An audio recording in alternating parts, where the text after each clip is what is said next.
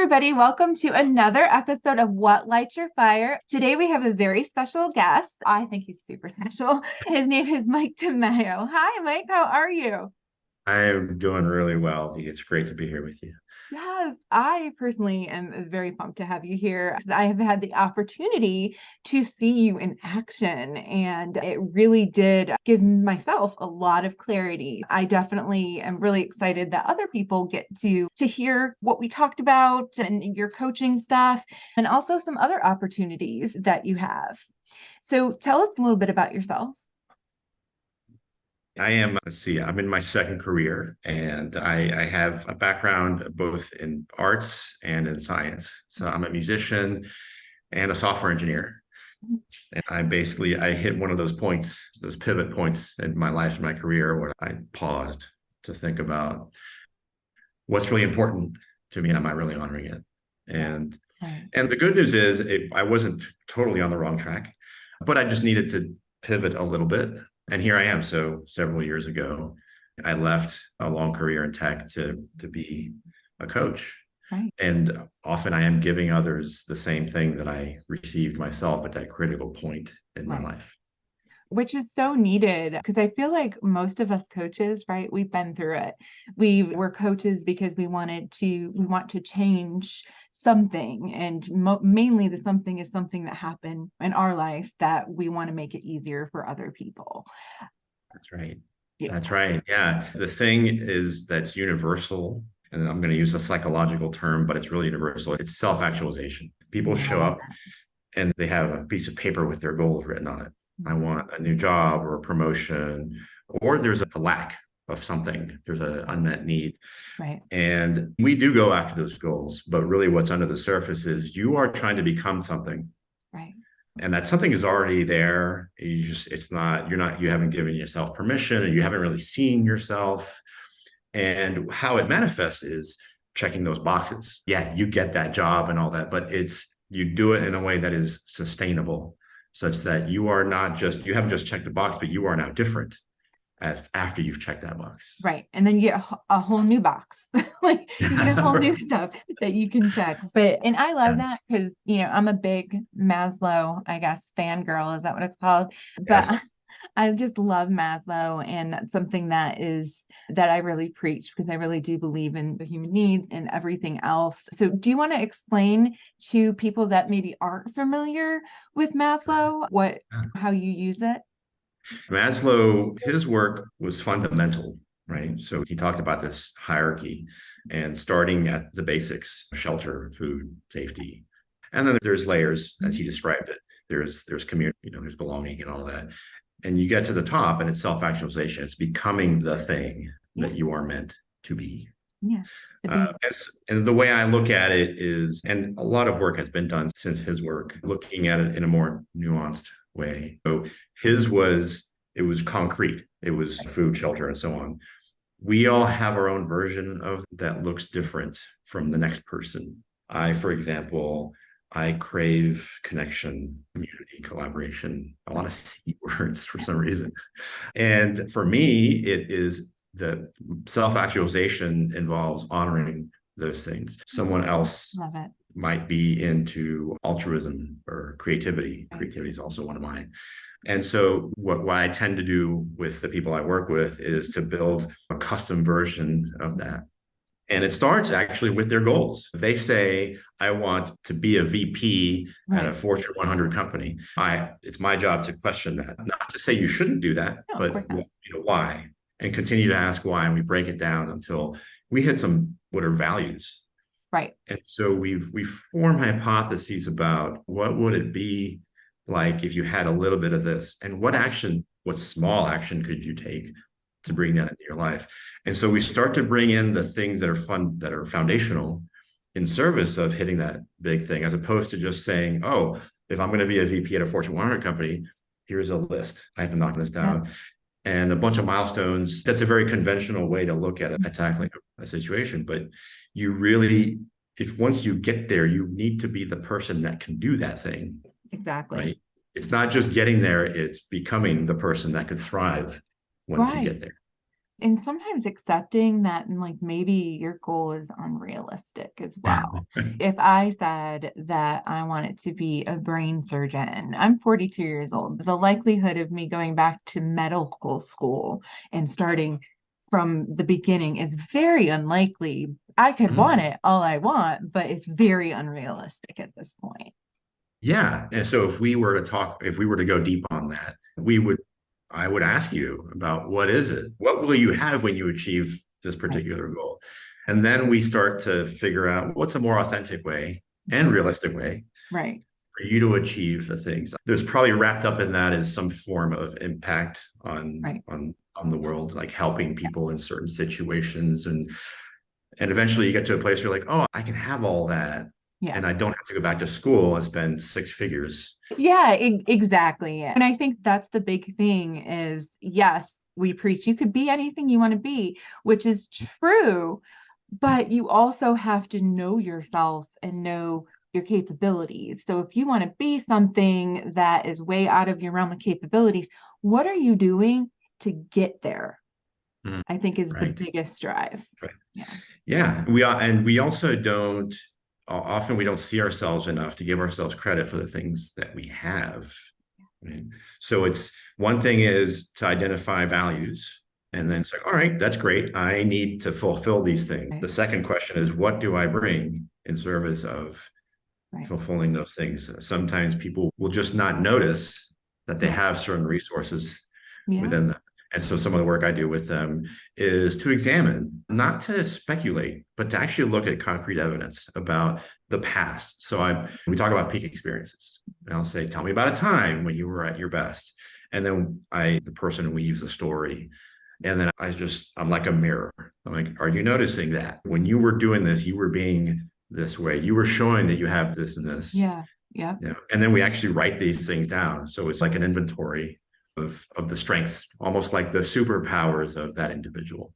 And then Yeah. we find the intersection of their values and their strengths Right. to just mold a path to this goal that they have. Yeah, I like that. The intersection, because everyone has one, right? Everyone has some sort of intersection that I feel strongly that the universe will keep giving you the same lesson over and over again. And I feel like if you find that pattern where I was at this intersection 10 years ago, I was at this intersection 5 years ago, that's probably something you need to look into and figure out why does that theme keep coming up. Did you have any of that happen with you and like your first career into here? Absolutely. When I hired my first coach, the way I showed up was I said, look, my career looks fine on paper. It's like it shows the right progress, Right. advancement, whatever you want to call it. I'm where I need to be on paper. And yet there's this feeling that something is missing. And so she had me talk to her about what I had been up to for the Mhm. last few years. Right. And when I was done telling my story, she said something to the effect of, are you hearing yourself? Look at what you're telling me. You know, the thing I do now, I was already doing it. Right. And I was doing it on the side. I didn't call it my job, but it was a Right. thing that in the workplace, I started to establish Mhm. situations in Right. which I could help people be the best versions of themselves. And I know that is like, maybe that's obvious. Yeah, that's what a leader does, but it's not often what we're told we should do it Yeah. as leaders. So this person basically took my inventory for me. He said, look, for the last several years, you've been telling the world, the universe, that you are a coach, even though your title says director of software engineering. Yeah. You know, Kind of. that was the title, that was the thing on the name tag, Right. but how I was being was Mhm. pointing me Right. somewhere else. And it sounds so simple, but it's so profound sometimes to have someone just reflect back to you what you're putting out there. And it was Right. really powerful. There was no doubt in my mind at that point what I should and must do. I love that because I feel like if we would all listen to ourselves and also open ourselves up to a coach or to a therapist or anybody else, but the key is it has to be in a safe space. Yep. Because I don't know about you, but I can't tell you the amount of people that I talk to that it's easy, right? I'm like, oh, you just said what you had to do. And they're, what? Like, I did. And it's because they didn't have that safe space, whether it's at work or home or anything like that. Yeah, that's man, that's so true. There is out in the world, we wear armor in a sense. It's like this metaphor I always it's in my head. If you walk up to the workplace before you walk in, you put on a mask and some armor. And it's an over the top kind of metaphor, but it's a metaphor. Yeah. It is true. Like we show up and then we're careful about how we show up and what we put out there. And it's an unfortunate truth. It's not true everywhere, but it's very common. And the function of a coach is before all that work is to establish that safety. The way I do it is to really take a deep interest in the person. Yes, I know you filled out this thing and you said you have these 3 goals. We're going to talk about that. But Yeah. first, let's just connect on a human level. I love And I had a coach once, an instructor actually, who said, you fall in love with every client. And she meant that not in a romantic way. Oh, of course not. It's just you spend enough time being with another human with all of their imperfections and their beauty, then you start to you love the person. Like you want so much for them to achieve what they want and they feel it. Yeah. So now when you say something to them, whether you're challenging them or telling them, making a request of them, they know where it's coming from. It's not from checking boxes or I'm your leader. It's just, I care about you. I want this for you. Will you try this? Yes. And why do you think that's even happening? Like that we have that where we have to seek that safe space instead of that safe space being our leader at work or our organization? I think something that contributes to that is we don't groom leaders. We typically you become a leader because you're good at something else. Yeah. I was a software engineer. I was writing software full time. And one day my boss said, hey, I need you to be the boss of these people. And Thanks. I'm thinking, thanks. And that feels good. But how do I do that? Yeah. It's not like you hand someone a book. It's the management manual. I know there are books about management, but they're not so much about the real job. On the surface, the job is administrative. You have schedules, budgets, and all that stuff. And that's the kind of thing you can learn from a book really easily. And you can learn quickly on the job.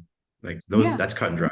But there's taking an interest in the success of the people that report to you, even beyond the time that they're with you. Yes. I love that you said that. Is so important. And so if you don't have that, then you show up as there's concrete expectations. I expect you to deliver this at that time on budget and on time.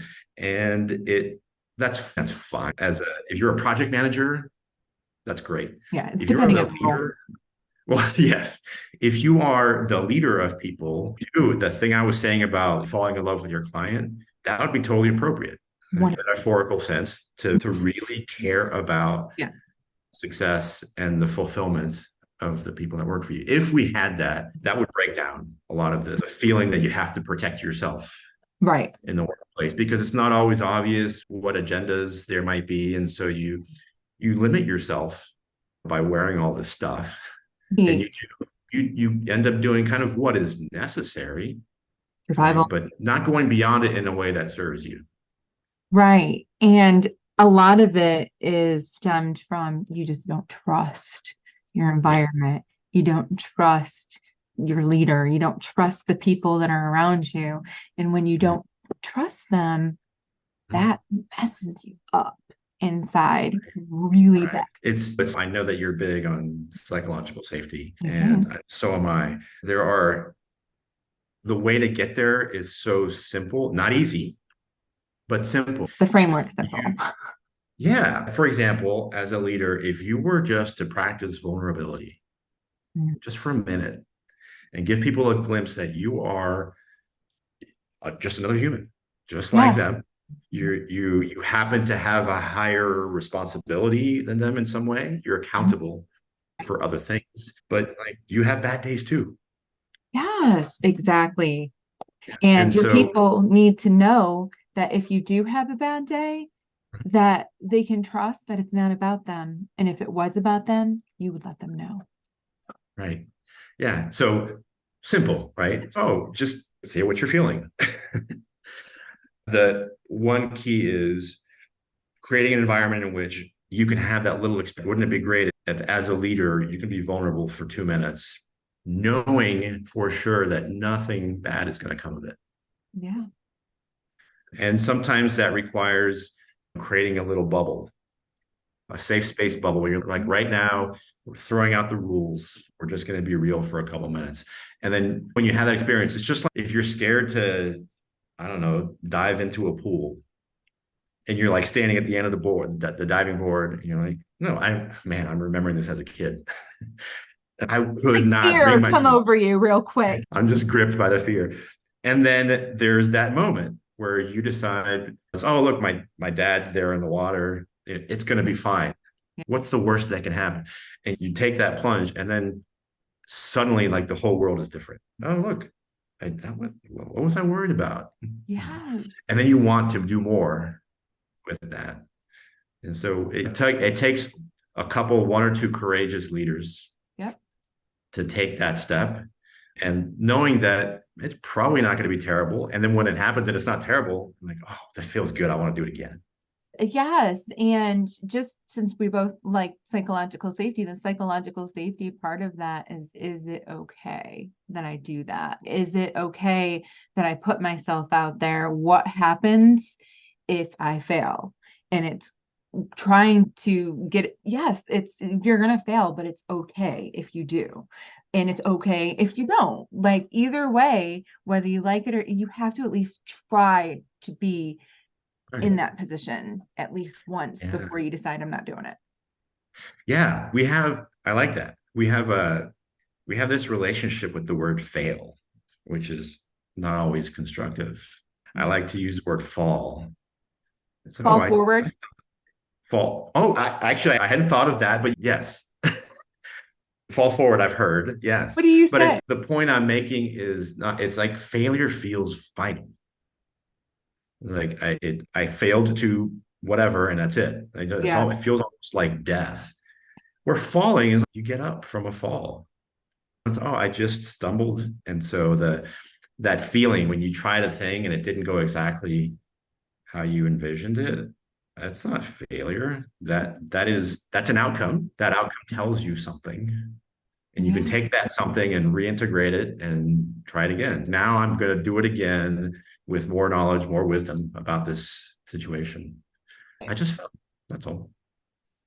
Yeah, I think like just as a society, we really made it so if you do fail, that you are wrong. But the problem is anybody in society that is any has any form of success has failed. And I think we forget about that and we just say, okay, it's win or lose, but there's a whole middle in there. There's a Right. whole Michael Jordan, perfect example. He failed, like he failed a lot before he made it big, and that's okay because he That's kept it right. up. That's right. That's right. Yeah. The path to success, however you define success, it's not a straight line. It's this kind of this wavy, like it's a roller coaster, there's ups and downs. But if the trend is in the right direction, you just have to trust that you're on the right path. I love it. See, y'all, you have to get coached by him. So, what I want to talk about now, because Okay. you first tell us what you and Dave, give Dave a big shout out. What are you and Dave working on together? For people who follow what you're doing here, Dave is a colleague of mine he was a former client of mine. He's now become a coach. And in addition to just supporting each other and informally coaching each other, we have a podcast of our own called Coach's Conversation. And we use it. I'd like to be kind of unconventional whenever I can. And so the first episode that we did, I'm like, well, I don't want to be too coachy initially. So there's a book that I had read and I had suggested to him. It's a fiction Mm-hmm. where I feel like I get the most inspiration from fiction because it's no one telling me how things should be or how to live my life. It's metaphor and there's poetry and there's beauty. And that book moved me so deeply. let's just talk for an hour about this book, what it means to us. And then we tie it into what we do. And so this thing has developed into, sometimes we talked about identity theory, of a heavy topic. We did an episode where we tag team coached you, right? That was Which was awesome. so much fun. It was scary the first time we had done something like that. The thing that I'm really getting out of it, which I hope you're getting out of what you're doing, is you do things like this and you see yourself differently. We did a play by play of the session we did with you, and we were up in the corner like Monday morning quarterbacking it. I And loved that technique, by the way. I love that you guys did that. Yes, I love the breakdowns. It was yeah, it fun was so too. much. It was fun, and there were moments where I had this upwelling of it was emotion. And it was like that. I said that. Like, where did that come from? Yeah, and it's made me want. I don't know what this looks like yet, but I want to create situations where people can see themselves in action, and not just me telling them, "You're awesome. You got this." Yeah. Actually being awesome. Yes, exactly. Yeah. This is you can't argue with evidence. Like you are. Look at yourself. You Yes. did it. Yes, I love And that. yeah, and I don't know yet, but I wonder if other coaches would like to have a play-by-play of a session they did live with someone and just have someone celebrate those Yeah. moments. You're like, holy crap, you were in flow. You didn't even know what you were saying, but Yeah. that's you. Yeah. Yeah. And that's really how I felt you both were as coach. And it was a little scary for me as well, because I was like, obviously I'm being filmed and I'm being vulnerable, which isn't much different than here, but I'm in the hot seat. And you both made me feel very comfortable. And I was able to bring out my more playful side. And then that brought out your playful side. And then we just ended up Yes. having a blast. And I'm going to show you this. What do you think about this? Do you remember Yes. this guy? Yes. So, everyone, this is my conduit that we came up with. So, I needed somewhere to stick all of my negativity, my self doubt, my self sabotage, and everything somewhere to hold it and take it away from me. So, this was my conduit that we picked. As you see, I still have it. Yes. Yes. And I also There loved was that you named it. You told me to name my self sabotage. That was right. huge. Right. Yeah. It helps us to create a little bit of distance from the things that we're facing. And sometimes metaphors or analogies help us step back a little bit. It's still there, but it's separate from me. So I can just look at it and create a perspective on it. And it's fun when it becomes playful That's because like this is work, but it doesn't have to feel that way. Like the frog, we were talking about Smurfs when we were doing We were. And if you haven't seen this episode and you're interested in Mike's coaching and Dave's coaching, please go because it's on your LinkedIn page, I believe, right? yes, Okay. it is. So you can find Mike and Dave through me, and we'll also put some stuff in the comments. But let's just say if anybody watches the Smurfs and Gargamel, he's hunched over and he's get those Smurfs. And that is my self-sabotage. You don't have to be so concrete with it. You can work with metaphors, you can work with things. So now I think I saw something about the Smurfs. And that was my first thought was, oh my God, my self-sabotage.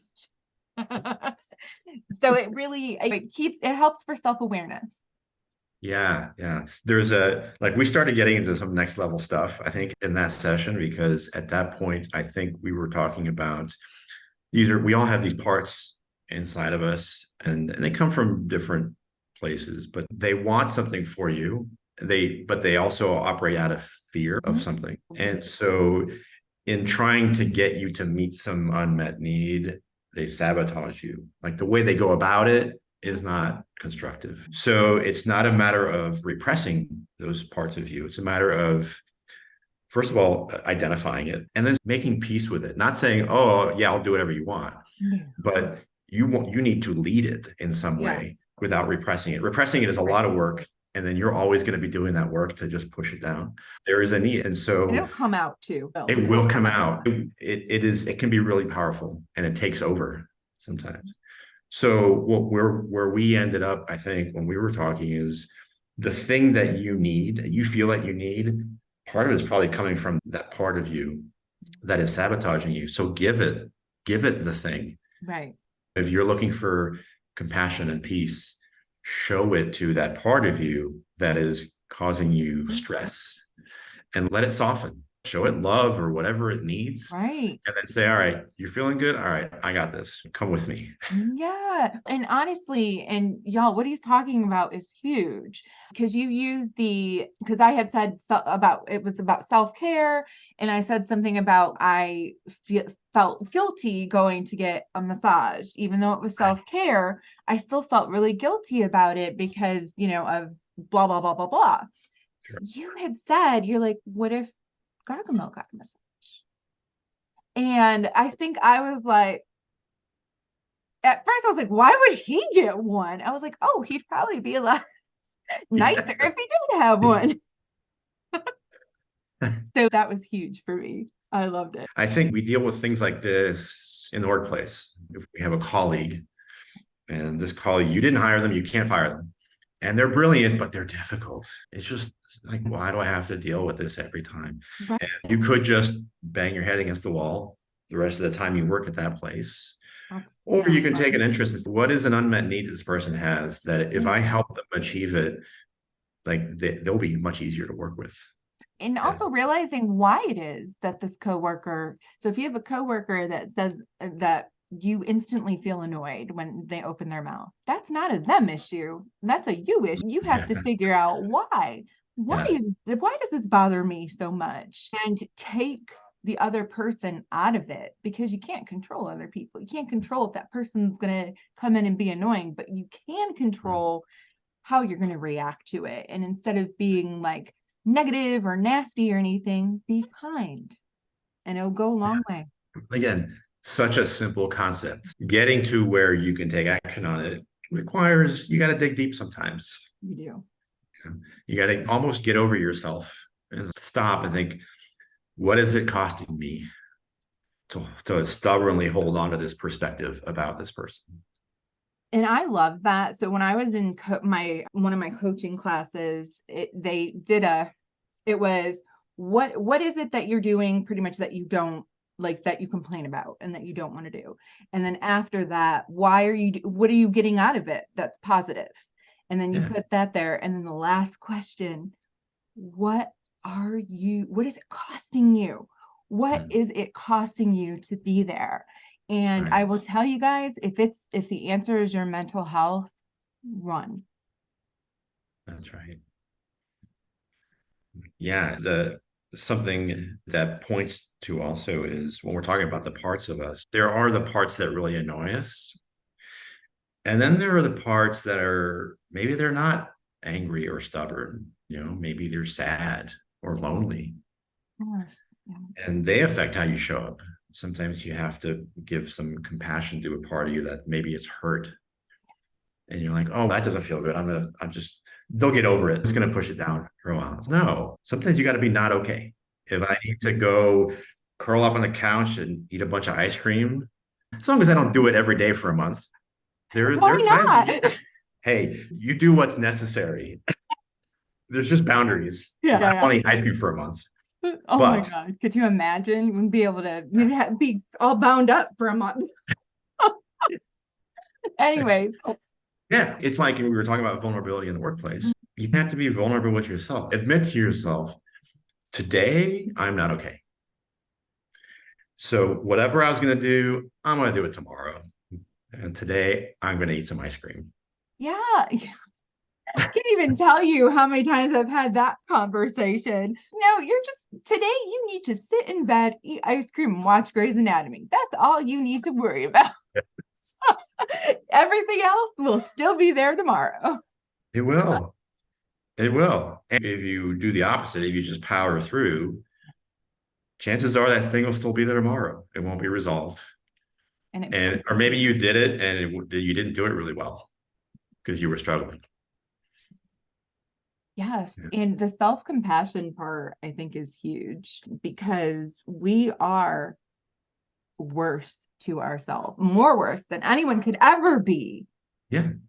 to yourself because you set up those standards and those expectations. And then when you don't meet those expectations, then you get hard on yourself.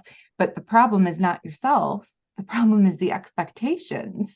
You just set them too high. You need to reevaluate, which I feel like that's not where we miss, right? We're like, oh, we done it. We failed. We're done. We suck. Right. Yeah. And it is often, it's projected on us. There are people in our lives who are well-meaning and they want us to be happy. Yeah. And then they project their version of happiness I mean, on you. And this starts at the beginning of your life. You're growing up, and so maybe your parents see a spark of something in right. you. They're like, "Oh, we're going all in on this thing." And you might be thinking, "No, that was just a moment. Like, Yeah. give me time to grow up." Yeah. But Yeah. it comes from a good place. And so we are then programmed or conditioned to think, oh, this person in a position of authority said, you are a whatever, Yeah. and I must be that. And then 20 years later, you're like, oh, that was the wrong thing. Why didn't I?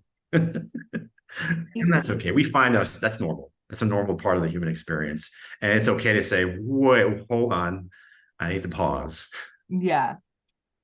Yeah. And it's also okay to say, if given that situation again, I didn't make the right decision, but I would definitely make the right decision this time. So now I'm just going to move forward with that right decision in my mind because I can't go back. I can't do a new decision, but I can at least admit to myself that I didn't make the best decision that resulted in wherever it is that I wanted to be. And Right. because we beat up on ourselves for it, and it's human, everybody goes That's right. And it's just like I was saying before, maybe you didn't fail, you fell. through it. And I'm like, all right, I'm just gonna get up and take a right turn. It's fine. No big deal. Yeah, it's fine. It's fine. My thing is that I'm just trying to make sure that doesn't, because the last thing you want to do as a parent is you don't want to bring your shit down on them. Like you want, because that's that generational trauma. So That's it's right. important to remember, like you said, like that's not your shit. Like this is Yeah. your shit. That's not your shit. And Yeah. that's important to remember that like your kids, they'll have their own shit and they'll have to Mhm. figure it out. And you Right. can guide them, but you can't force them to do what you think is right because that's just going Yeah. to lots of mental health issues. And sometimes it's a matter of showing compassion for the person that handed you their shit. Yeah. Yeah. You Yes. know, it's Oh like my gosh. Yes. they weren't really trying to hurt you. You know, they thought they were giving you what you needed. You know, whether it's parenting or leadership, whatever, like we do these things. It's Right. a human thing to do. And you just got to step back and look at what were they trying to do for me? Oh, I see. Yeah. Okay, it's okay. It's all right. Yeah. I got this now.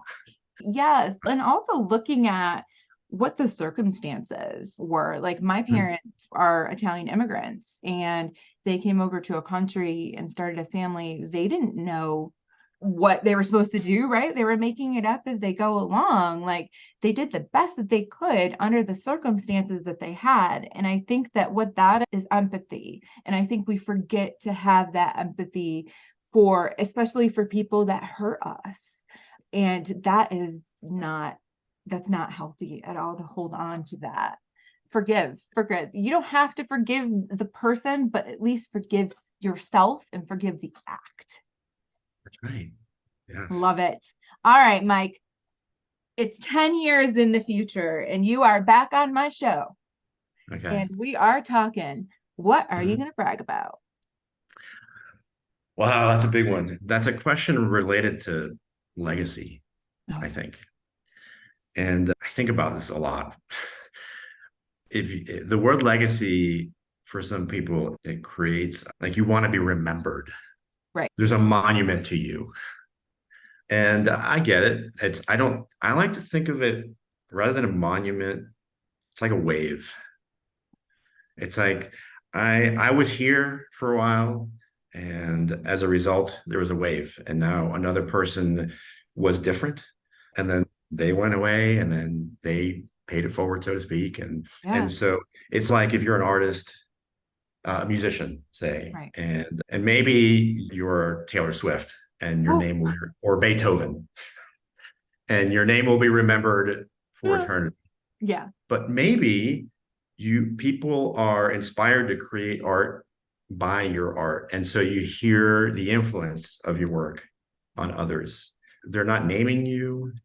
They're not even necessarily giving you credit. They're inspired by you and they're creating something and putting it into the world and making an impact inspired by what you did.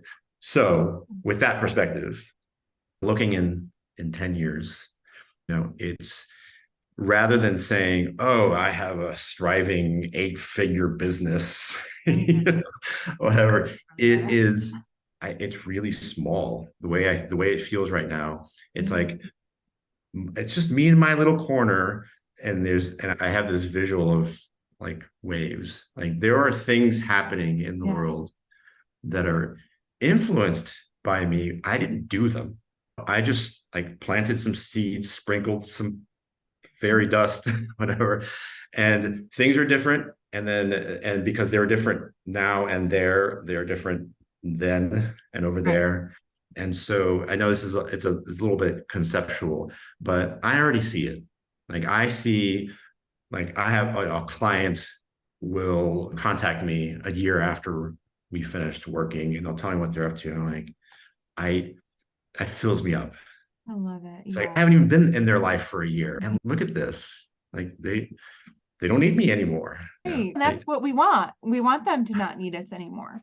That's right. That's right. In fact, in the workplace, I always encourage when I was a leader of leaders, I would say your goal should be to make yourself obsolete. When you've done that, you realize you've succeeded, Yeah. and then you could move on to the next thing, knowing that you killed it. And so that's the feeling in 10 years I want to have. It's that like it's not a grind.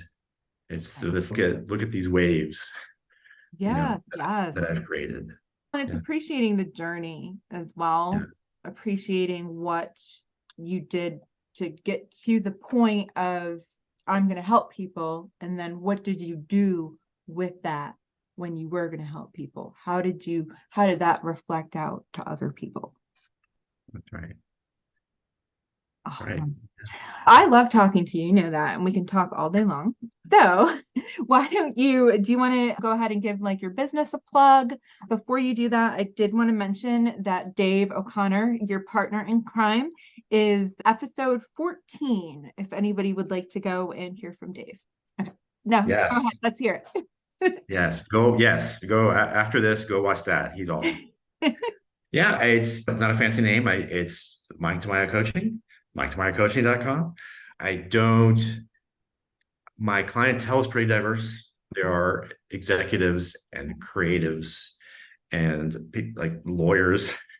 It's just all over the place. Yeah. And I love it because, like I was saying at the beginning of this conversation, we really, at a fundamental level, we want the same thing. And I love to arrive there through, first of all, that connection and the safety, but then creativity. Like the process is not about creating a plan and nailing all the milestones. It's about fun and play and joy. And so you get to where you're going in a place that's authentic to you. So anyone who's interested in taking this sort of meandering, fun path to achieving their goals, I'm your guy. There you go. And if you want a sneak peek, you want to say what your YouTube channel is? Oh yeah, if you just search for Coach's Conversation, should be the first hit you get. If it's And not, let us know. yes, please. It's a fairly new podcast. We have a handful of episodes and we love to hear from people, comments and all that stuff. We're not looking to get 1 million followers. We want to hear from people. See, and there is not a more pure reason. Like that's why we do what we do, is because we want people to have joy, pretty much. And it doesn't matter if we have 1 million followers, none of that matters. What matters is the feeling that we're creating for others and the feeling that we're creating for ourselves. Yes, very So well said. Thank you very much. I like to talk. So is there anything else you want to tell the viewers, or we'll just peace out? Very briefly, my software engineer is still with me. I'm working on some stuff I'm really excited about, and I'm not ready to advertise it yet. But it's AI based assistance, so not so much an AI coach. I would never do that. But it is tools for me to use and for other coaches to use to have to bring the sense of like introspection and play into the work with a dash of high technology in there to just to help you look. It's kind of like I was saying, the mirror or the thing that helps you see yourself. It's interesting to have like another person speak in the room saying, "Hey, are you noticing this? Are you noticing this?" And then the Right. humans step in and say, "Let's talk about that thing." Yes, exactly. And I'm excited about it. I'm just happy that you're like, hey, you want to be a tester? I'm like, yes.